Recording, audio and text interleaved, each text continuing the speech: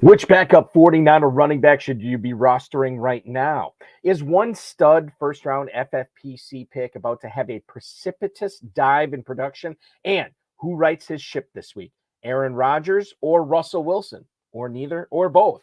Plus, the Footballguys Players Championship Week 4 second-place team owner Steve Tansowny drops by to talk about drafting proven players coming off bad years, who he likes best in the Denver backfield, and much more. We've got a great show for you. Farrell Elliott is here. I'm Eric Balkman. Stick around. Your high-stakes fantasy football hour starts now. Damn the pressure. I've seen greater men than need a lesson. Broadcast live and heard around the world, you are now watching the most entertaining hour of radio on the planet. Welcome to the High Stakes Fantasy Football Hour presented by MyFFPC.com with your hosts Eric Balkman and Farrell Elliott. The High Stakes Fantasy Football Hour is your home for analysis from the best players in the world. And now, because no one else was available, here are Eric Balkman and Farrell Elliott. Solace in the scripture. Are we not all our father's sons? I became a man. Nobody ever told me what a man was.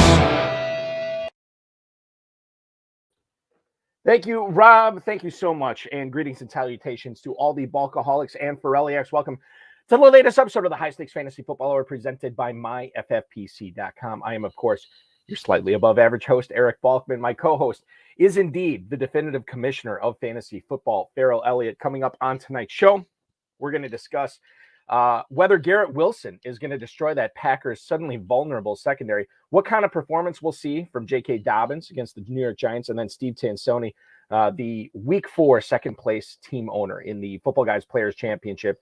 We'll talk about what he saw from Brian Robinson both last week and then Thursday night against the Chicago Bears.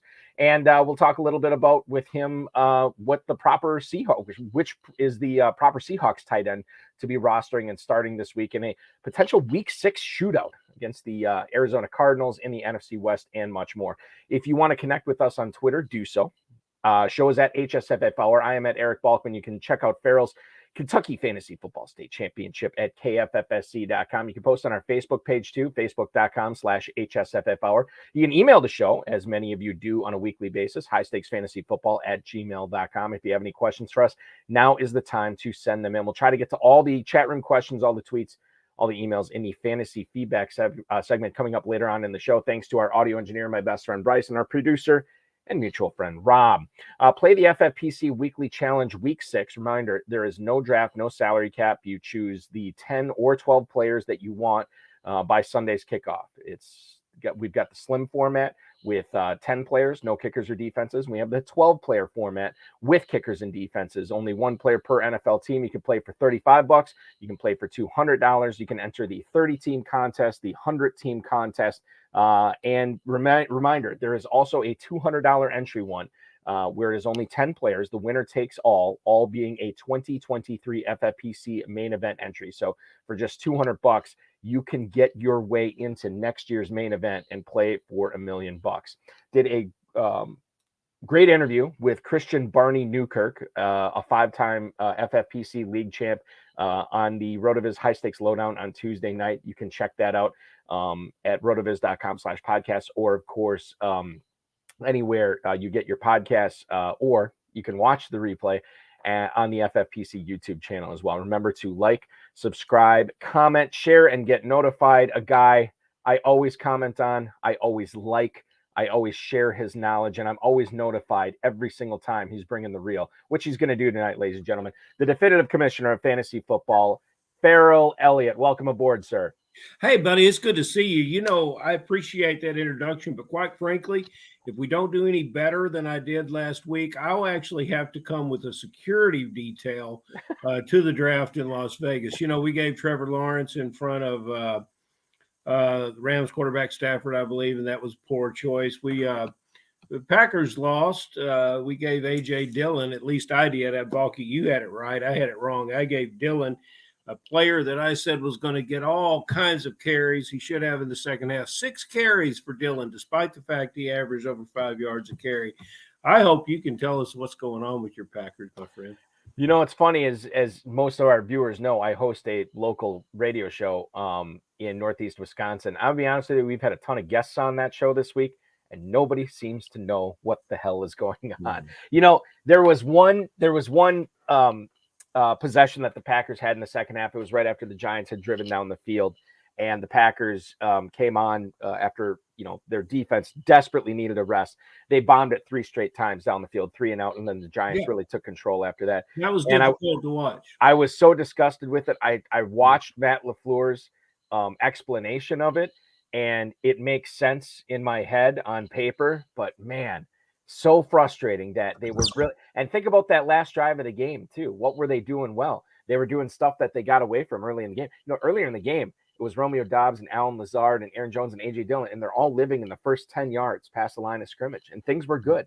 Yeah, that wasn't spectacular, but they're churning up plays and making some headway. They get 20 points in the first half, and then they really don't go back to that type of offense till that final drive of the game where they ended up getting stuffed inside the 5-yard line. Right. But that I think it's what Tom Brady has done most of his career. If you can just keep moving the chains, you don't have to make these big plays all the time. And hopefully that's what we see. Well, we'll get into some Packers Jets analysis tonight, because I think that's going to be an important game to break down. Without further ado, let's get into the fantasy flash. Kyle Pitts was limited in practice on Wednesday, Thursday, and Friday this week. Now, here's the thing with Kyle Pitts. I don't know why his coach, a former tight ends coach, is refusing to use him as anything more than a decoy and a blocker. I don't get that. I don't get that they are losing football games and they're not utilizing Kyle Pitts. I know it is a bad matchup this week with the San Francisco 49ers, and I know Kyle Pitts is dinged up. I said, again, on one of my other shows, I said my stud of the year is going to be Kyle Pitts. And I could not have been more wrong 5 weeks in. Farrell, I don't know about you, but I am definitely willing to sit him down this week and play other options. Something I would never recommend anybody doing with their second round pick, who is, you know, going to be active. But man, I'm kind of run out of excuses with Kyle Pitts. We're 5 weeks in. You can't keep trotting him out there anymore. Yeah, you do so at your demise. Now, Balky, you and Kyle Pitts have ruined more fantasy football dreams than I have, so I feel a bit better about it. You know, yeah, through 5 games, 10 receptions. Through the same 5 games last year, 24 receptions. And if I think back, even then, people had such high expectations for Pitts that they thought that the 24 receptions through 5 weeks was underperformance. He had 9 against the Jets in week 5 and caught his only touchdown pass. But that's last year. Let's focus on this year. We've got a team that, you know, this is where fantasy football and real football collide, and sometimes you get people to say the wrong thing. And my good friend Bob Hogan pointed out something very interesting to me, which I was able to pass on to a fantasy player. He says these coaches in Atlanta don't know what they're doing. Well, they haven't won a lot yet, and they're playing with a roster that's got plenty of holes in it. But, you know, if we seek any guidance from Las Vegas, the first 4 games that the Falcons played in, all as underdogs, they covered the spread in all 4 of them, which generally means, pointed out to me by Hogan, that the coaches are getting a little more out of their players than you would suspect. And we take back, where did these coaches come from? Well, they came from Tennessee, a place where it is noted a tight end underperformance. And if Pitts doesn't play this year, or this weekend rather, he's going to be substituted by what they see, what they've always played as their tight end, a guy that looks more like an H-back, 6'2", 245, 250 pounds, and that's Fursker. Eventually, we're going to find out more about this, and we're going to have to find a different role. Pitts lining up off the line somewhere in this team to make a difference. And perhaps if there's a quarterback change, we'll see an elevated level of participation for Pitts. Yeah, Kyle Pitts has caught 3 or more balls just once so far this season. That's been frustrating to see. And I got him in a couple leagues. I want him to right the ship, but at this point, I've heavily tempered my expectations. And you mentioned playing other options. If you drafted Pitts, you drafted it gung-ho. Everybody that got him at the draft and people that didn't get him say, oh, I can't get Pitts anywhere. And people that didn't get him lamented that. But if you have him at the draft, your other options, especially based on the tight end play that we've had, they're not very good. Yeah. And so we've got to make hay with that position in the FFPC. Perhaps you'll be saved a decision by the fact that he may not be active. Man, hard for the owners if he is active, but is on a snap count or plays even a lesser role on the field. Wow, yeah, that'd be tough. It would be tough. It would be extremely tough. He is actually playing against the San Francisco 49ers this week, and that's the next team I want to talk about here because Tyrion Davis-Price was actually listed as a full participant this week in practice. He had been missing games, several games. But if you think back to the last game he played in week 2, he had 14 carries that game. Mm-hmm. Now, because nothing can be easy in fantasy football, Farrell, Kyle Shanahan, alleged illegitimate child, I'm not sure, Tevin Coleman joined the roster this week. He gets 8 carries, 23 yards, and a touchdown.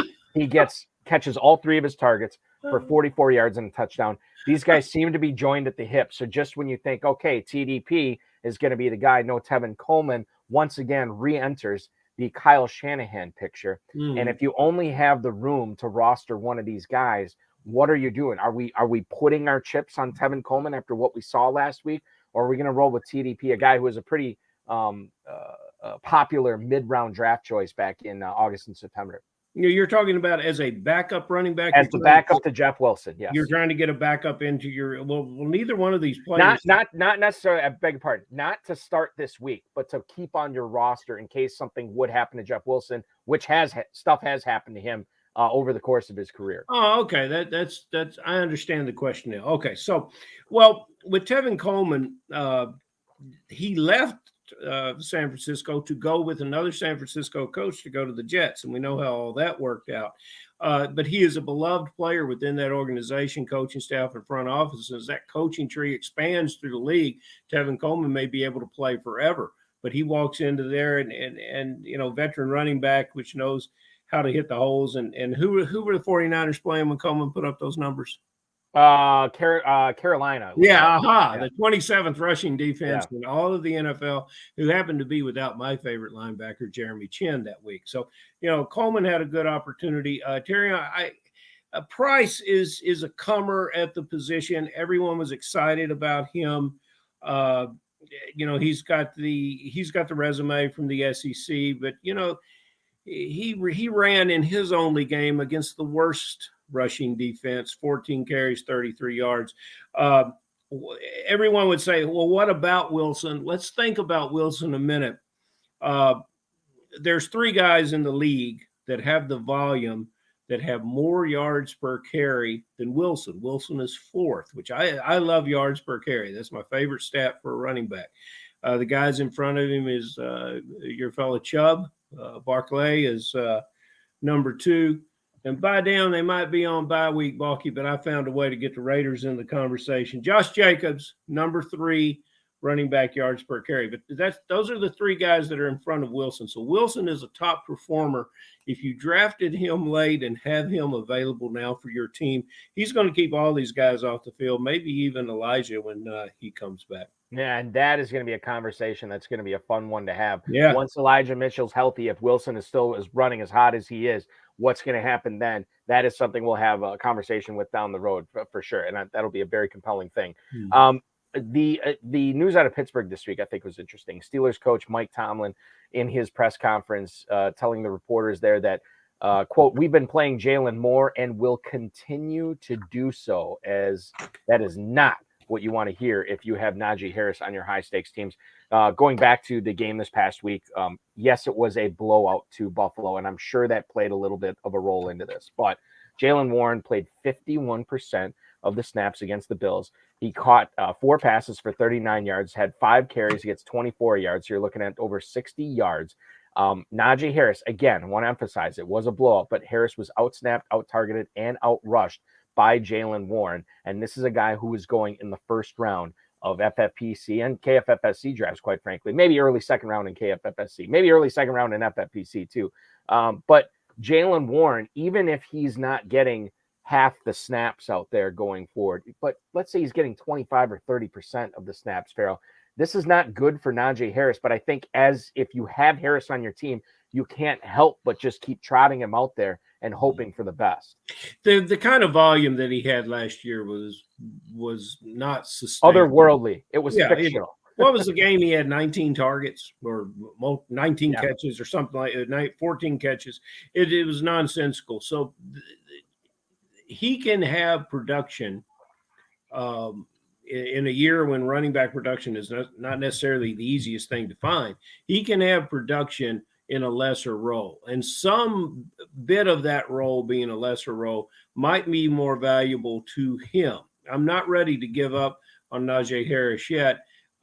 It will be a real matchup this week will give us a better idea of what we can have with this going forward. One very good game and a blowout did not necessarily make a difference in the way this team's going to line up. However, Warren did look good, crisp. He's a good cutback runner. I like the way he catches the ball. There's a lot of things to like about him, and I tip my cap to everyone that got on him late and drafted him, because if you kept him on your roster, you've got an option moving forward. Because Pittsburgh, especially with Freiermuth, I believe Balky has already been declared out. I could be wrong. It may be questionable. No, he has been. He is out. But, if he's not available, they're going to have someone that can catch and run the ball from around the middle of the field and the backfield. So, yeah, let's see what happens. We will see what happens. We're also going to see what happens for the Dolphins this week. Skylar Thompson getting the start in Week 6 against the Vikings. Farrell, number one, before we get into the Thompson thing, can you shed some light on this? I think I know the answer, but I want you to confirm. The reports out of Miami was that if Bridgewater can pass concussion protocol, he would be expected to not start this game, but be the backup to Thompson. And I was kind of thinking to myself, if Bridgewater passes concussion protocol, the doctors are saying he's good to go. Why wouldn't the Dolphins start him? Now, is it simply because Thompson is getting all the reps and practicing during the week? Is that the reason why Bridgewater would just be a backup? It could be, but Skylar Thompson, the team likes Skylar Thompson. Scouting staff really likes Skylar Thompson. In the draft, they almost waited too long, and there were a lot of calls coming in for this player. We would like him here. We did, and finally they had to draft him because he wasn't going to be available to them in free agency. And our little blurb there from Twitter seems to depreciate Skylar Thompson. I remember a guy that threw for 3 touchdowns versus LSU, completed 75% of his passes, and earned the NFL interest. I like his career. He's got the best thing. He needs his boys to subscribe to HBO, help a brother out. He's got the guys to help a brother out. He's got Waddle. He's got Hill. He's got Mostert. If we're going to talk about old running backs, let's talk about Mostert. He's got guys around him that can make a difference.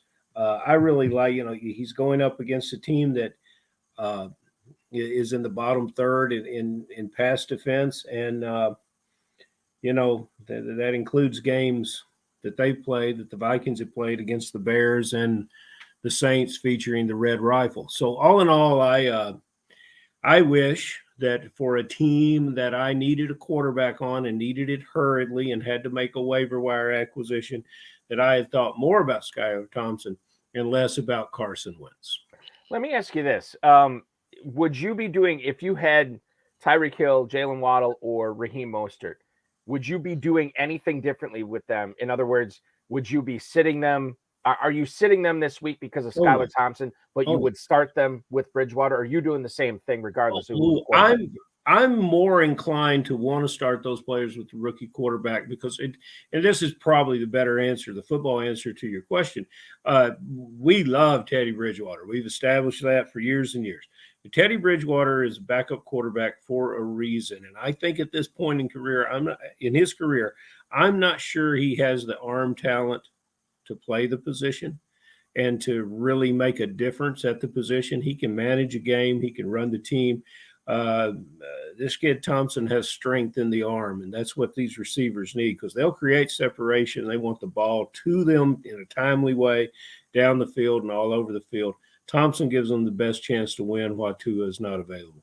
Well, and that makes perfect sense to me. And I would be honest with you, I probably only have Waddle or Hill in a couple of spots. I have Mostert in more than a few, but all of them I'm starting regardless of Bridgewater or Thompson. And now I feel actually a little bit better starting those guys, knowing that Skylar Thompson is the quarterback after hearing from the commish. Let's hear from tonight's guest, ladies and gentlemen. I'll bring him in right now. A 26-year veteran of fantasy football. He's in the midst of his 9th year in the Ffpc. He's already got 3 Footballguys Players Championship titles under his belt. One of his squads, not this week, but last week, was 2nd place overall amongst almost 15,000 other teams in the Footballguys Players Championship. You follow him on Twitter at Steve_Tansowny. Please welcome into the broadcast, Mr. Steve Tansowny. Steve, welcome in. Thanks so much for joining us. Hey, Steve. Thank you, guys. Thank you. I'm excited to be here. Nobody usually wants to hear my opinion. Well, here's what I want. Now, here's the thing I want your opinion on right away. Now, you're a Steelers fan, but you got the opportunity to go to Buffalo to watch your Steelers play this past week. And certainly it was not the outcome you were hoping for. But can you tell everybody about the experience of, especially me, who's never gone to a game in Buffalo before, about partying with the Bills Mafia, sitting in the midst of the Bills Mafia? What was that experience like? Well, it was unreal. I mean, I've been to about 10 different stadiums across the NFL. They started the earliest out of any tailgate that I've been to. They were friendly. I mean, I caught the odd cat call. Now, the good news is the Steelers travel fairly well. So there's some black and gold around. And I got introduced to the Octobomb. You know what that is? Yeah, yes, I do. I am familiar with that. That I do. So I was introduced to the Octobomb for the first time. So I had a beverage with 6 other Buffalo fans and 1 other Steeler fan. So it was an amazing time, beautiful day. It was a great. Other than the score. Although I got to, there was not as much animosity in the crowd because they were all happy, and I just was there for the ride. Yeah. Got to see Pickett's first start. I guess that was the benefit. I can always say that. And when Pickett is a multiple Super Bowl winner for your Pittsburgh Steelers, you can always say, I was there for his very first start. Right. Steve, when you are not taking in Steelers games across the country, when you're not floating around the top of the leaderboard in the Footballguys Players Championship, can you tell the viewers what you're doing for a living? Sure. Yeah, I'm an account executive sales leader with a multinational technology company. I'm not sure I'm allowed to say the name, so I'll just say that Eli Manning did a fantasy football commercial with him. If you need some help on your lineup, Eli did. Now, that being said, Eli's in probably most companies' commercials right now, so maybe that's not that big of a deal. But it narrows it down, but I don't think we can pinpoint it yet. So I think that's the best way to express that. Narrow this down to me. You got a team in the top 40 in a Football Players Championship, Footballguys Players Championship. I always am fascinated by all those numbers of teams to be up that high, to be in that position. And oddly enough, you started this team. This was a 0 running back team. You started with no running backs through the 7th round. I assume you had a couple tight ends mixed in, and the rest were wide receivers, or were they all? What was before you got to running back? What was it? Yeah, so I had, Cooper Kupp fell to me at 4. I happened to be number 4, so I was excited with Kupp falling to me. Okay. And then on the way back, I had a decision to make between basically Lenny or Hill. And I liked the upside of Hill, so all right. So now I'm full into 0 RB. So then I had 2 other strategies coming into the drafts that I had. One was I wanted to have one of the top 4 tight ends. So Darren Waller was the only one left in that group. So okay, he gets picked. So now I'm 2 wide receivers and a tight end in. And then I had one other rule for myself, is that I needed to have one of my top 6 quarterbacks. And so I was kind of watching, and I started to see Herbert, Mahomes, Allen drop. I'm like, okay, I need to get on Lamar here, which traditionally in my traditional drafts, I would have waited for QB till probably, 8th, 9th, even 10th round. Right. And in this case, I'm like, you know what? I just think what's changed in the last couple of years is that quarterback has got more separation from that top tier because of running as well as their running in touchdowns. And then, and running back has just become a little more of a roll the dice. So if you're not getting one of, like, I literally had in my plan, if McCaffrey or Taylor were left, maybe, okay, then I might take him at 4. Okay. Otherwise it was like I just got to put my draft capital into a little more sure things. You were zigging and zagging in the right way, and it does my heart good to know that when you finally got to draft a running back, that a Steelers fan like yourself could lean on the second rater when you took Josh Jacobs, and how fantastic this was to have Josh Jacobs sitting there for you in the 7th round. Yeah. So my question is quickly, and you can comment on anything else you want about this team. You've got to be thrilled with what you see about the way Jacobs running. Do you think he keeps it up in some type of similar performance, better than what we've seen from Josh Jacobs in the last couple of years? Yeah, I mean, I have to. I got to bring it back to the Steelers. So he reminds me of Bell, the year that he was in a contract year. It was all about the Steelers ran the heck out of him. Well, the Raiders are going to run the heck out of Josh Jacobs. I know they had made some they had drafted White, I believe, behind. There was some pressure, but he was a clear cut. My rules are, I'm looking for a clear cut guy's going to carry the rock, and he was. And then in the draft itself, I started to see that next tier of running back started to go, and I'm like, okay, I got to make it. I can't wait any longer. And you know what? You do some mock drafts, knowing what the average ADP was on them. This just was had to take it at this time. Steve, I think one of the great things about this draft, the way it's fallen for you, I mean, we talked about the first few rounds where, you get Waller, you get Lamar Jackson, all these great receivers, Amon-Ra St. Brown, obviously among them. But, I look at what you did with not only Jacobs, but Miles Sanders, getting him at the 904 too. These were two players that were coming off down years. And one of the things I always like doing, it's more of a fantasy baseball thing for me than football, but I have applied it in football too, is drafting proven players coming off bad years, because you usually get a discount in drafts on them. Historically, has that been your experience as well, where you're kind of, you're not going to overdraft these guys, but you're plucking them maybe a little bit early because the draft value is so depressed on them? Because you got great deals on Jacobs and Sanders, man, and they're crushing it right now.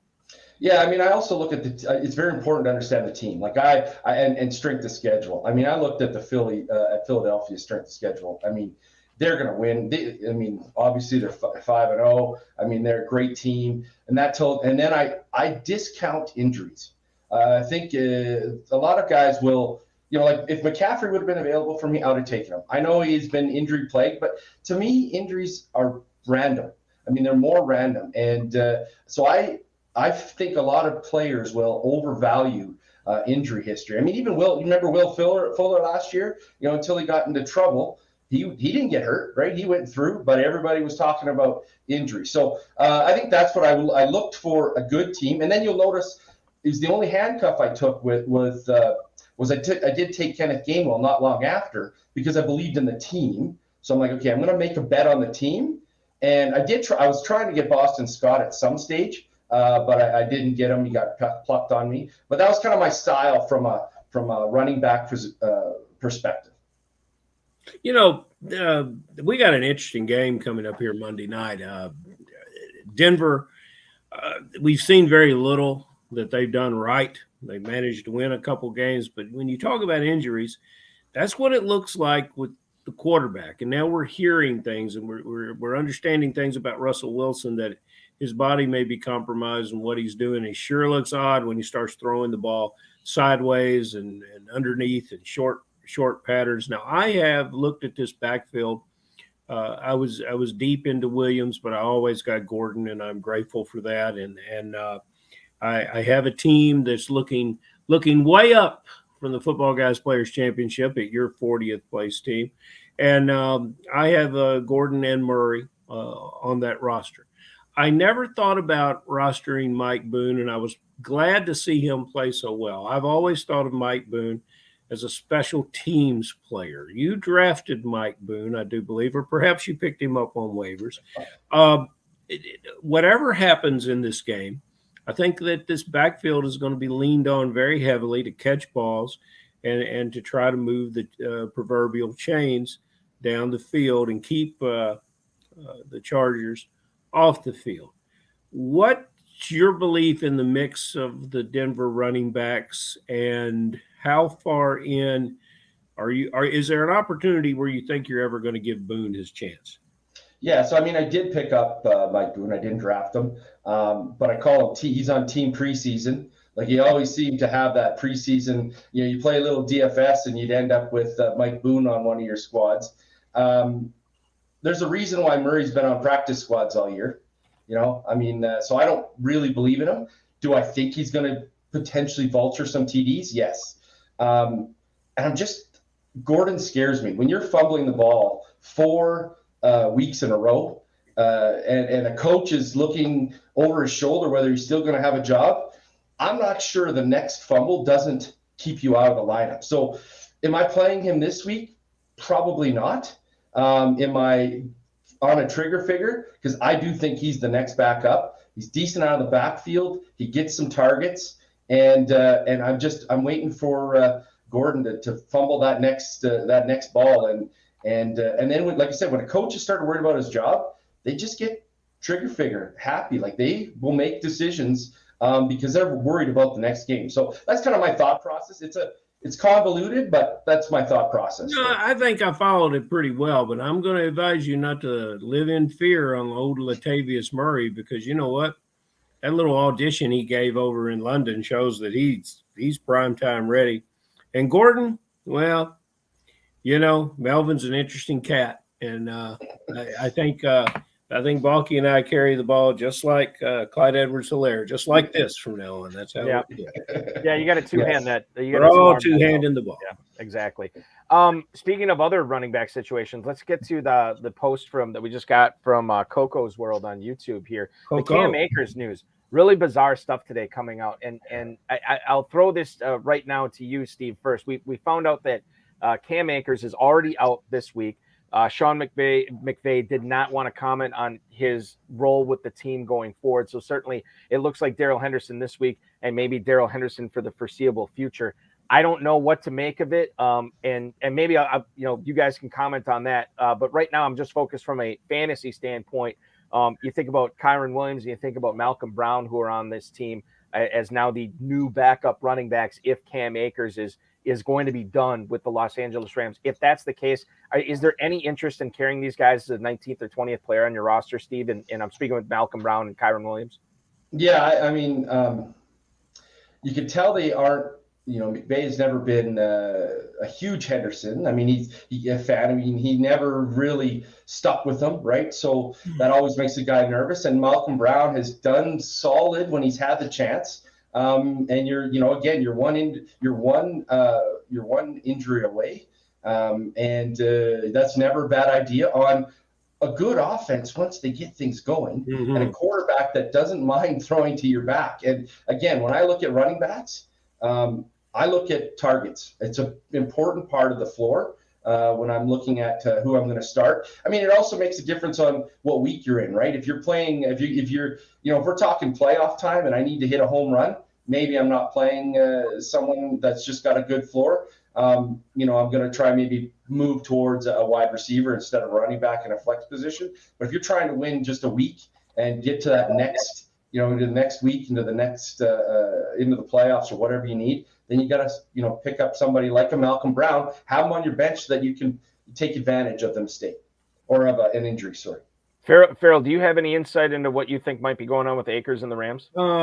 Based on the coach's response, I think, we're very much interested in league and player safety, and mental health is part of the player safety. And this is an opportunity for the league and the players union has been way out in front of this to respond to it. I think that's what's going on here. My dad had an expression, an old school expression. He says, "Can't stand prosperity," and that's what I think of in this player's case. From a fantasy perspective, this opens the door for Henderson. Balky, you know what I think about Henderson. Steve, if you've listened to this show, I think Henderson's a better running back than a lot of guys that get more opportunities in the league, including those at Los Angeles.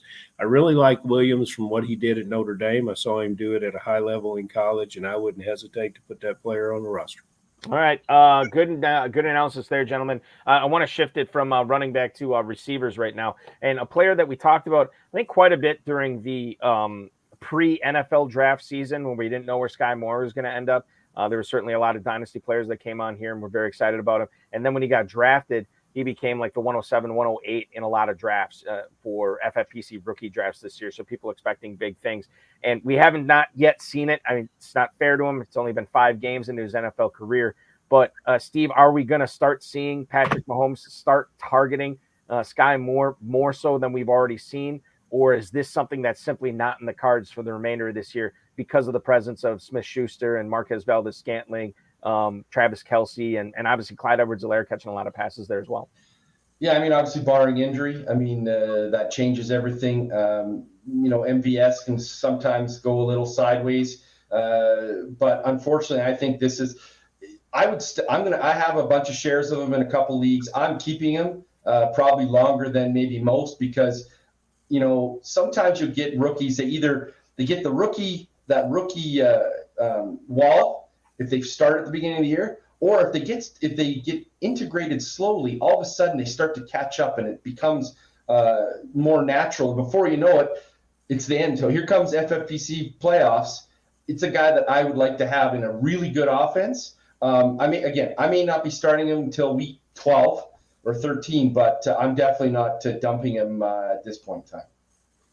Steve, back in the spring, back during free agency, we had an announcement, actually. I think they came to an agreement in principle, J.D. McKissic moving from Washington to Buffalo. And then Buffalo matched the deal, and he returned of his own volition to Washington. And Balky and I talked about it, and the player makes his own decision. Players don't necessarily fear the unknown, but they become comfortable. I think today, oh my goodness, what a great player it would be for Buffalo, and oh my goodness, what a ride in your career, a hardworking player, to get to the Super Bowl, and how great it would have been. And I would love J.D. McKissic in this offense. And now after Thursday night, when you look at that backfield from Washington, you have to be impressed with what Robinson did. Fantasy players have written off Gibson, but Gibson had the strongest fourth quarter that you could imagine. And McKissic, although shining on 1 or 2 receptions, seems to be the odd man out. Is that how you read it? And I'd like to know what your expectations are of Robinson. I'd like to go back to the idea that when we all heard the news was he dumped off rosters and later picked up on waivers.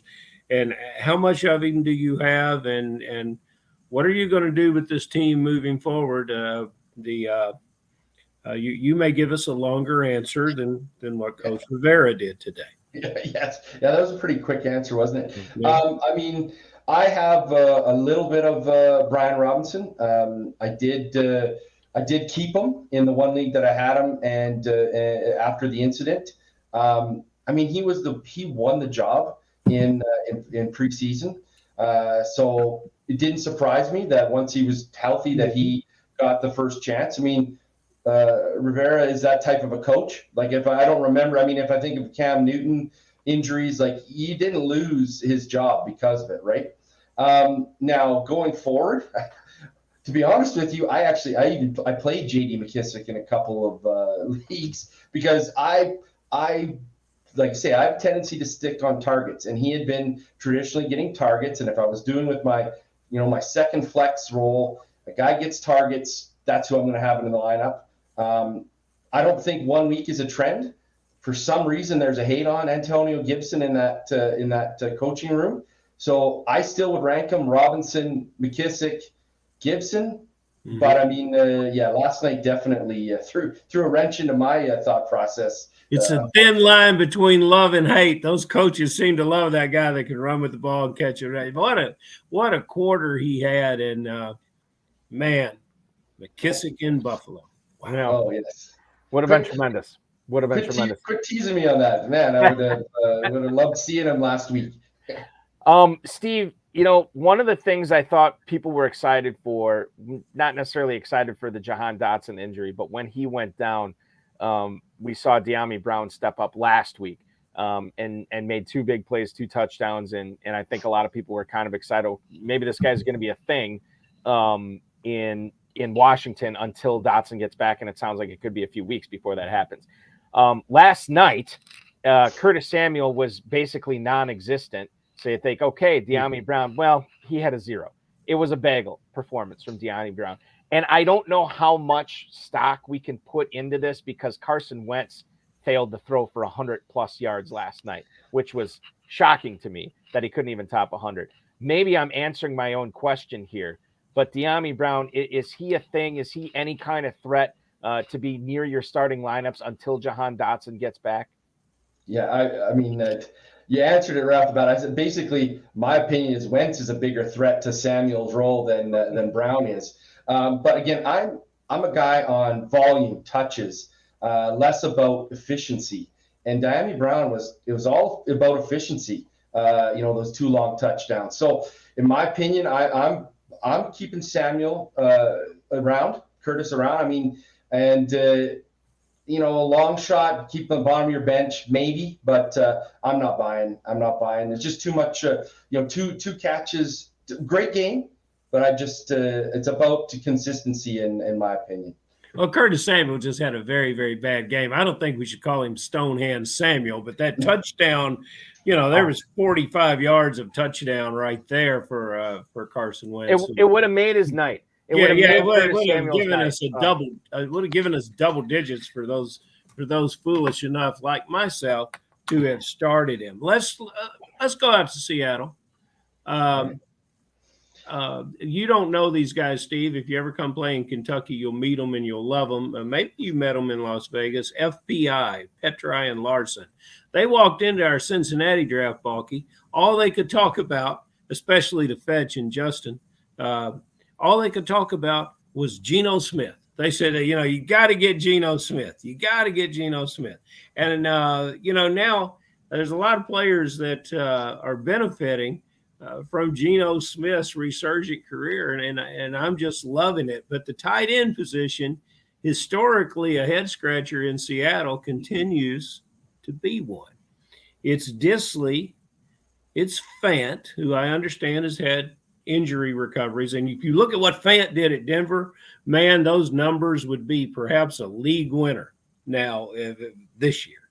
But then you can figure in Colby Parkinson, who's 6'7" and went to Stanford. And when I see a Stanford tight end, I say, hey, there's something there. You put all these 3 guys together, you got one very good fantasy player. But the rules don't let us do that. So you want to talk about this position, and is there one you like better than other? Is one going to emerge, or is it just going to continue to be too hard to figure out, tight ends in Seattle? Well, it's going to be definitely difficult, but that's not, I'm allowed to have an opinion, so let's give you an opinion. I was on the Fant drafting late. I thought, yes, there'll be some time for adjustment, but, talent wins out, past history. I gave you my opinion on injuries already. So I was on Fant. In fact, I have him on this team basically to play this week when Waller was out. But if I had the chance to do it over again, or if I'm choosing right now, I'm picking Disley. And it's about red zone targets. At the end of the day, he's got slightly more red zone targets than Fant. And in the tight end position, if you're not one of the top 4, you got to get a touchdown, and you might as well roll the dice with the guy that's going to get more targets in the red zone. He's getting them one essentially every week. Yeah, exactly. And he's been scoring them too. He's a good-handed tight end. I like that. That's great. A couple of emails here, and then I want to get into a conversation that's starting to develop in the in the YouTube chat right now. But the first email, we're going to go back to Kansas City for this one. This is Jim in Alborn, Minnesota. Dear Steve, what kind of a role do you think Jerick McKinnon will have for the Chiefs going forward? Thanks so much. Thank you, Jim, for viewing and for sending in that email. And Jerick McKinnon last week had his best week of the season so far against the Las Vegas Raiders. 8 carries for 53 yards. He also caught a pair of passes for 19 yards as well. And, obviously you have Clyde Edwards-Helaire there, Isaiah Pacheco, kind of muddying things up. But with McKinnon, definitely worth a roster spot, right, Steve? But it's for me, it's difficult to know when to start him. Yeah, I think that's a bye week challenge. Like if you need a bye week guy, I like McKinnon. I don't think he's giving up his third back role. He's going to get to carry the ball sometimes. It's a very efficient offense, and anytime you can bet on an efficient offense, it's a good thing. I think CEH is the one that kind of loses on the Pacheco piece because I think he's going to take CEH carries ahead of McKinnon carries. So I would say, my opinion is if you like him now and in your lineup, you need to have that kind of that type of a player that's going to get you a certain flat number of like with a certain floor. Then I think you can roll with him and then go from there. Like I think like I say, Pacheco is going to be digging into CEH his role more so than McKinnon's.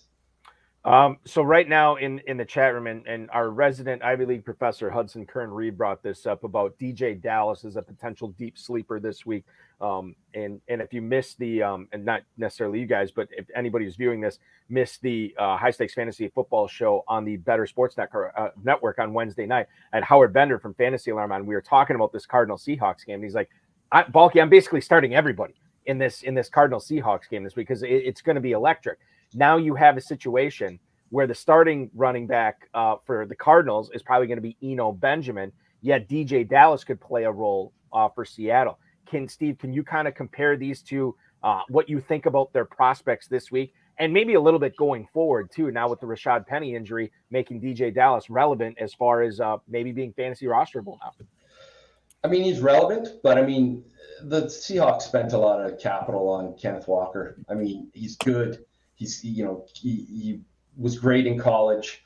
He's going to have a great week, and then it's just going to roll. So, and I mean, traditionally they, the Seahawks have been a single back, right? I mean, go all the way back to my Sandbox days and Sean Alexander I was running with, right? I mean, they, it's they like to run with their one back, and away they go. Now, again, if they continue. Maybe it's because I'm from Western Canada and I got lots of Seahawks fans around me, and it kind of ticks me off a little bit. So I'm not buying into this Geno Smith offense is going to lead the league for the whole year. Maybe that puts a little bit of a challenge on the DJ Dallas, but I don't think he's definitely a good stash. There's no doubt about it. I wouldn't roster him yet. I need to. If you show me 1 week, then you're definitely in the conversation. Until then. Unless it's even Eno Benjamin, right? We talk about Eno Benjamin. I have him he's going to be in my starting lineup in this team this week. I happened to draft him. He's now getting his chance. He's done well when he's gotten the chance. So yes, he's going to be a guy that I play. So I don't know if that helped him on that, but I definitely would have him rostered, and then you're just going to have to pick your spots. Yeah, I think your question came from Hudson Kern-Reeve. It was him in Coco's World, which we're discussing the Dallas versus Benjamin. Those are different levels of interest. If it wasn't DJ, if the guy's name was DJ Philadelphia, Hudson would have never brought up the question. True. It's all about Dallas. It's a great point. That is. DD stands for Dallas. Okay, so the other thing too is let's do it like this. Let's go to Brian in Anaheim here. He has a question. He writes, hey, Steve, I need a Hail Mary this week with no Cooks, St. Brown, or Devontae Adams. Chase Claypool or Allen Robinson? Thank you, Brian, in Anaheim for this email. So this is, it's not a great choice here. Actually, go ahead, Steve. I was going to say, I mean, and this is not a Steeler thing. I go with Claypool over Robinson because the Rams are playing against his zone defense this week. And if you look back at all of your of the weeks when the Rams are playing zones, you got a ton of Cooper Kupp and you got a ton of Tyler Higbee. So in my opinion, you got to go with the guy that's going to get a few more targets. I think we all know that Tampa is a funnel defense. They'll shut down the run. So that means that, your Pickens and your Dante Johnson and Claypool are going to get they're going to end with Freiermuth out. It's going to be to those three. So, I mean, I would just, if I got to place a bet, I'm placing it on Claypool. Farrell, I'm fresh out of emails for Steve. And I know you're loving the Claypool choice here from him. I do. He's not starting on every team where he's rostered, which is damn near all of them, but not. That's an intriguing way to look at it. And I'm rooting for Claypool, and I'm rooting for you, Steve. And you're going to deliver an answer that's going to make everybody love the fact that you are on this show. And you might have already exposed some of them, so now you've got to dig deep. Somebody you haven't brought up yet. I need a bust for this week. And, you could probably listen to what's going to be what I'll advise after you leave the show, and you could pick one from there because I'll probably advise. Or a sleeper. Bust and sleeper this week. That's what our listeners need, and we need it from you. Well, I hate to tell people, and again, this hurts my heart, but I just touched on it. The Steelers, Harris is getting fewer carries. You're playing against a Bucs defense that funnels to the pass. I know he was an early pick for you, but if you can find something different, I just think he's going to be in trouble this week. Unfortunately, that's my bust. From a sleeper, I kind of like what's going on with Rondale Moore this week. I mean, he's finally going to be in the slot. He's going to get used properly with AJ Green returning. So, obviously that's going to be a high scoring game. So I would like to see Rondale Moore. I don't know if that's deep enough for you, but I'd like to see. I think he's going to have a good week. I think, and Farrell, Hudson's asking us, you and I, for some deep sleepers this week. And obviously you have 4 teams on bye. Public service announcement, get those Texans, get those Raiders, get those Lions, and who's the other team that's on bye this week? Texans, Raiders, Lions, and why is this escaping me? It's Detroit. Detroit. It's Detroit, Houston, Las Vegas. There's the Lions still, yes. Yes. But I got to look this up now. I can't believe I can't either. This is fascinating. This is fascinating podcasting. Right. It's terrible. It's terrible. Okay. But looking at deep sleepers, obviously Hudson brought up DJ Dallas as a potential one. It's Tennessee. Idiot. Tennessee's also on bye this week. I should have knew. I knew that. Why can't I remember it? So you have Hudson asking us about some potential deep sleepers, and I try to stay away from deep sleepers as far as my starting lineup goes. You may not have the opportunity to, but just a couple of running backs that I'd mentioned. If you would have asked me prior to the game last night, I would have said J.D. McKissick was obviously one of them. I know that helps nobody now. Jalen Warren is definitely an interesting one, and I think, Steve, we should ask you about Jalen Warren because we talked about earlier in the show that Mike Tomlin says he's going to be using Warren more. Is this going to turn into a timeshare in Pittsburgh, in your opinion? No, but he's definitely earning his touches. But I tell you what, from a deep sleeper in the same game for all of us that maybe have some, this ridiculous tight end position, Zach Gentry. Once he came into the game in Buffalo, I noticed him. And if you need somebody in your like I honestly I've been thinking about throwing in a claim to play him instead of Fant, like with Waller being out.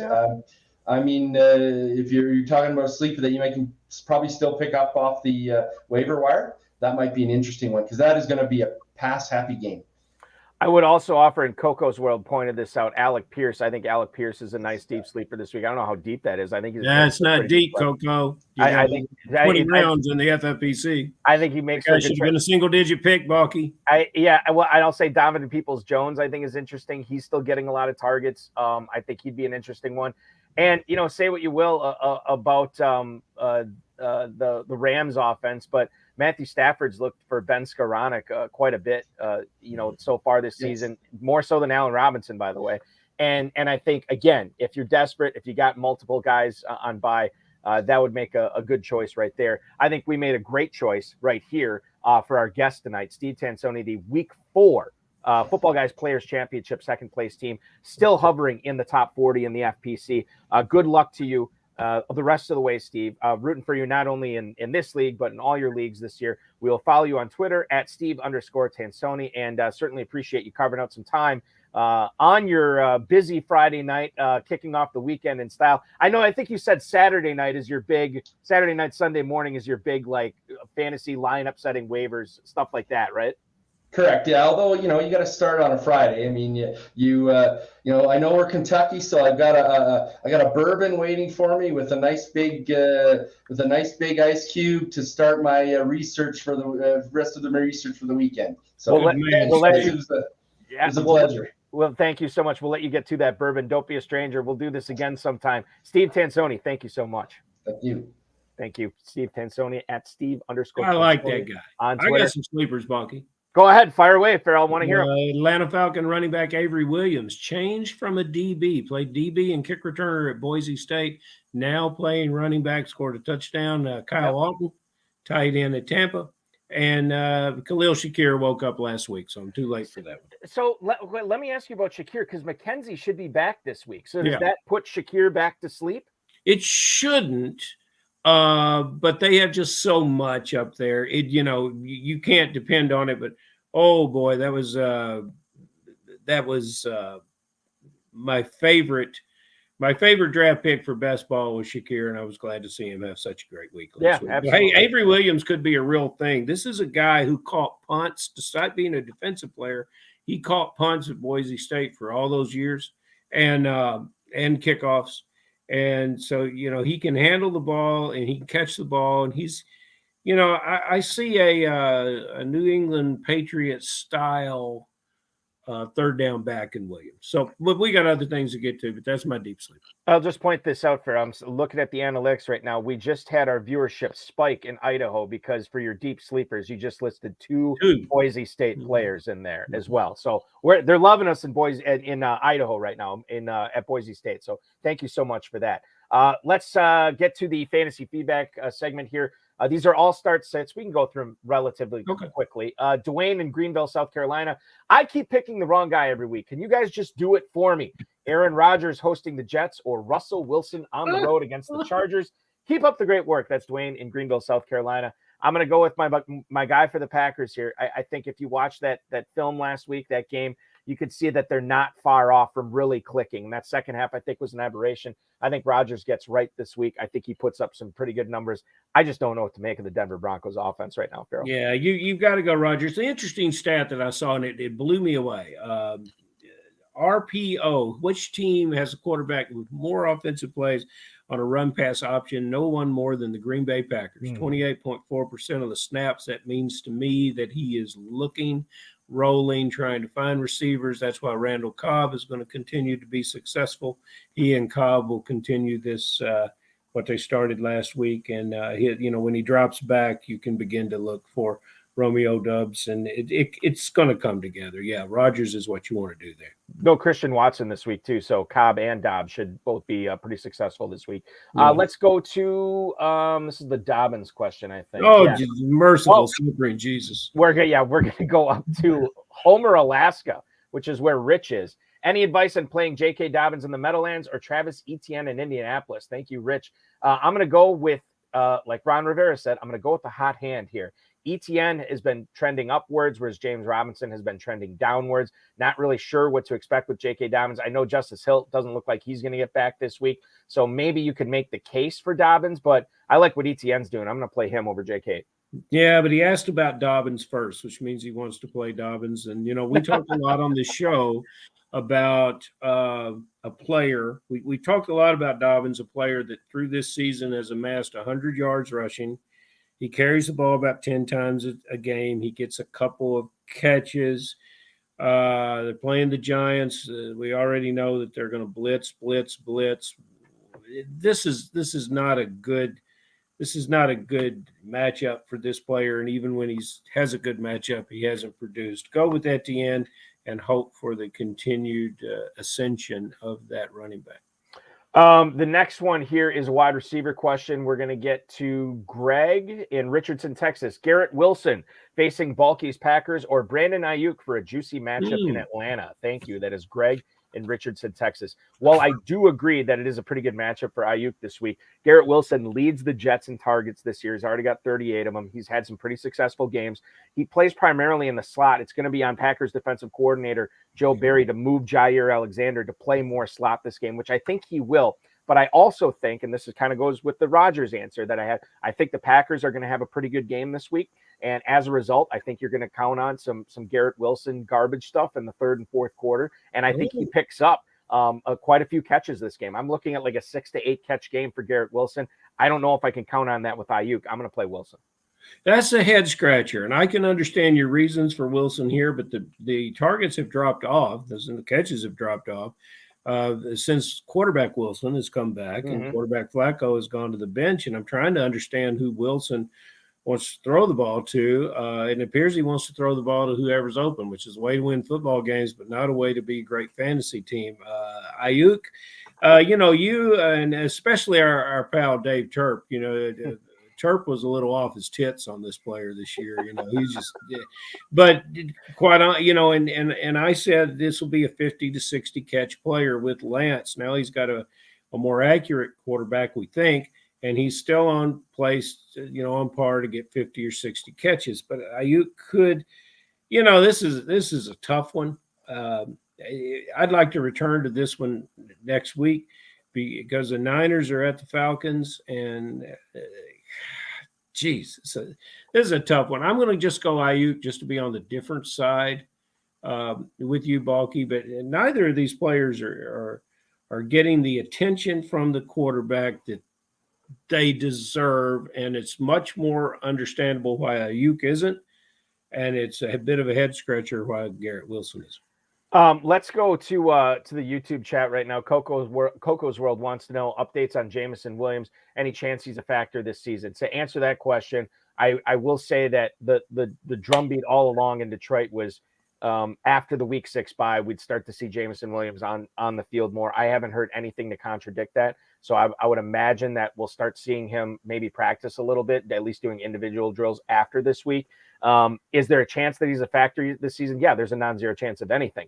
And I'm going to try to hold on to him. I have him in like 2 or 3 leagues. I'm trying to hold on to him as long as I can because I think he could be a difference maker down the stretch. Yeah. But I understand that anybody who just doesn't have the room for him anymore because there is a very real possibility that he spends his the rest of October and November getting up to speed. Remember, this is a guy who's basically missed everything.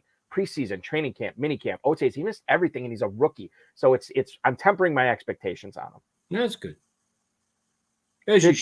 Okay, perfect. So Farrell and I have one mind on that. Before we get to the last question, Hudson Reeve is we want to get him in here. He wants to know because of all the anxiety people have, and I think Steve was talking about this too. Like unless you have a top 3, a top 4 guy maybe at tight end, you really don't have a tight end because of how inconsistent that they've been this year. Tight end sleepers this week. He mentions Tunyon. Yeah, I think that's one. Obviously, Taysom Hill. I think at this point you got to get him in your lineup. I picked up Hunter Henry in a couple of Kentucky leagues this week. Leagues where I had Darren Waller on by. So we'll see what happens there. So I think he's interesting. But besides that, Farrell, I'm not. And you mentioned Cade Otton, so I'll go with Cade Otton as well. Yeah. But any other tight ends that you like this week, maybe a little bit off the beaten path? Well, no, I don't like Tunyon. Tell Hudson Kern or even the other listeners that don't care for Tunyon, but just because of what we read in RPO, Tunyon is going to be released from the line much, much later in that situation. I don't like that. Your Hunter Henry pickup is a pretty good pickup, and that's you've got a young quarterback who's going to lean into the tight end. Now, what did a young quarterback do last week? They had a big win. He went to his number one receiver, Myers. Myers had a big game. And Hunter Henry had a contributing game as the tight end. And those were the rest of the receivers caught 3 passes for negligible yards.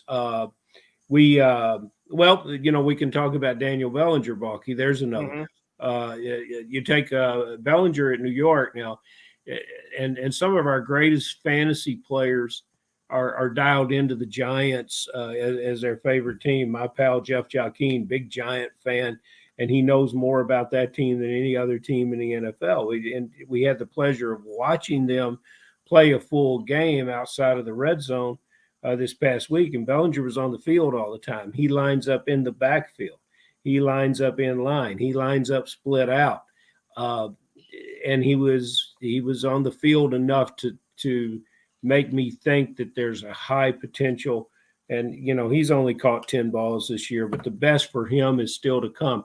And Hunter Henry, I had said, at the draft, a guy asked me, he goes, you're going to draft Hunter Henry? I said, yeah, if I can get him as my second tight end. He goes, I don't like old tight ends. Hunter Henry is 27 years old, but Hunter Henry is different than a lot of players. He came into the league and did well right away. So we think he's been an old veteran. He's a veteran player, but he's a long way over the hill with Hunter Henry. Absolutely. And I guess that leads into the final question, Farrell. And I thought I knew how you're going to answer this. Now I'm not so sure. Hey, Farrell and Balky, need a Football Guys flex from you. Daniel Bellinger versus Baltimore or Hunter Henry in Cleveland? Tom in Enterprise, Kansas. Thank you, Tom. I'm going with Henry. Are you still going with Henry over Bellinger? This is an FFPC Football Guys player? Yes, Football I Guys. would like him to examine his lineup and see if there's a weak flex where he could play both these guys. Because, I think this is a time, if you've got these two tight ends on your roster, this is the time to put them out there and see what you can do. If you have a receiver that you're not, that's got question marks, say that he's a guy that's targeted and been targeted around 5 times, take them down. Get Bellinger and Henry elevated in your lineups this week, because we know what the Giants have in Baltimore, a team that has got some real holes in the secondary, and we know what the quarterback needs from his tight end there with New England. So I like double tight ends. Double tight ends is what Farrell likes. I like talking with Farrell on the High Stakes Fantasy Football Hour each and every week. Farrell, appreciate you joining me again this week, and we will do this again, same time, same place, next week, 10/9 Central. Thank you so much, buddy. Have a great weekend. I'm going to try, Balky, and I hope we're right about some of this stuff. I got to work my way up to the RotoViz. So, this is important. It's coming. I get something correct here, because I'm not getting to any prime time if I don't start getting some of this stuff together. We'll get you on RotoViz. We'll get you on BSN. You're going to be doing it all, Farrell. We'll put you through the Eric Balkman podcast car wash, and you're just going to do everything. Hanging with Balky, there's nothing better in the fantasy football world. Thank you so much, dude. We will talk with you again on Friday. Farrell Elliott, ladies and gentlemen, the definitive commissioner of fantasy football at kffsc.com is where you can check that out. And of course, at KFFSC official on Twitter. Thanks to Steve Tansowny, Farrell Elliott, the FFPC, Rob Bryce, and of course, each and every one of you. We are back next Friday at 10/9 Central. A triple threat of guests. We're going to kick off the show with the Wizard of Odds himself. CBS Sportsline sports analyst Kenny White will actually drop by for an interview. So we're going to talk with him. So, get any betting questions or anything like that. We'll get into that with Kenny to kick things off. And then we're going to have the Week 5 leaders in the Football Guys Players Championship. Mo Farunia and Nick Baji will be on the show next week at 10/9 Central. Watch the RotoViz High Stakes Lowdown if you missed it. With Christian Barney Newkirk on the FFPC YouTube channel. And we'll be doing another High Stakes Lowdown. We're pretty much 10/9 Central on Tuesdays as you're going to be your home for that.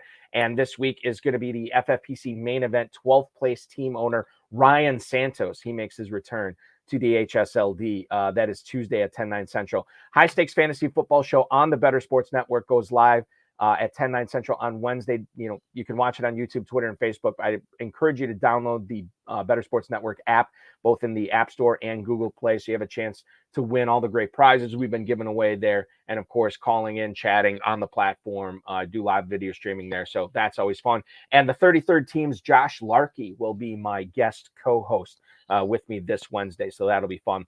Play the FFPC Weekly Challenge. No draft or salary cap. Choose the 10 players in the slim format you want, or the 12 players in the classic format that you want. Only one player per team. You can enter for $35. You can enter for $200. And of course, if you want to get in that 10-team $200 entry. You'll be playing for a 2023 FFPC main event entry. So that's going to be a lot of fun. I always remind everybody to like the video, subscribe to the channel, comment on the videos, share the videos to your friends, and of course, make sure you're getting notified every time I schedule a new podcast. You will be notified. You'll know exactly when it's going to air, so you can pop aboard and join us on the show there, like Hudson Kern-Reeve and Steve Tansowny and Coco's World and all the other people we had in the YouTube chat tonight. Thank you so much for watching, everybody. I really appreciate it. And of course, your weekend officially can start now.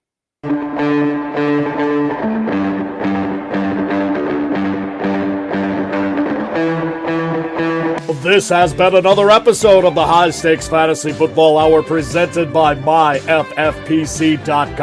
It was broadcast live and was watched around the world. Balky and Farrell will be back next week with more analysis, more interviews, and more advice from guests much smarter than they are. Thanks for watching, and we'll talk with you again next week. Hey, one other thing that Hudson Kern-Reeve just brought up, and I appreciate this, for many of the FFPC leagues this week, main event, football guys, etc., it is an all-play week because there is now a 12-week regular season. Week 6 is the all-play week, so you will play everybody in your league this week. The top 6 scoring teams will get wins. The bottom 6 scoring teams will get losses. So if it looks head-to-head scoring, live scoring looks a little weird this week, that's why. So you can feel free to email us at support@myffpc.com. But if you're doing that, it just proves you didn't watch this video all the way to the end, which we like to encourage. So that is what's going on in week 6. Hopefully the ball bounces your way, and we will be back at this show next Friday. But hopefully you can join us, hop aboard, drop in at 10/9 Central on Tuesday night for the High Stakes Lowdown with Ryan Santos. Thanks, everybody. Really appreciate you watching.